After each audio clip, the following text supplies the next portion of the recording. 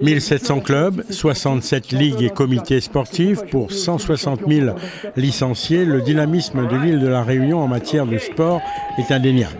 Cette matinée organisée par le département, au-delà de préparer l'arrivée de la flamme olympique le 12 juillet, est mise en place pour promotionner les valeurs olympiques, mais aussi valoriser la place du sport dans la société réunionnaise.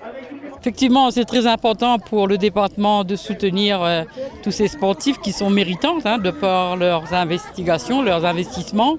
Il faut savoir que le sport, c'est la santé. Et nous avons autour de du sport en général, toutes catégories, et ils en méritent bien de participer à cet événement important. Cette flamme sera portée notamment par le grand champion Jean-Louis Prianon, 4e aux Jeux de Séoul du 10 000 mètres. Il a du mal à cacher sa fierté. À mon âge, maintenant, je peux être un peu capricieux et j'ai demandé que je sois choisi pour Langevin. Langevin, c'est là que j'ai commencé à courir, de l'époque de Henri Ganowski. Si je peux porter la flamme olympique à Langevin, sur le terrain de cross où j'ai couru également à l'île de la Réunion, je serai vraiment un sportif épanoui et je terminerai une carrière aussi remplie, bien remplie.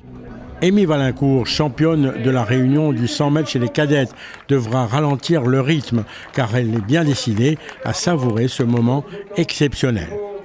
Je suis honorée de porter la flamme olympique, surtout par des grandes salles de haut niveau et me dire que je porte la même flamme qu'eux.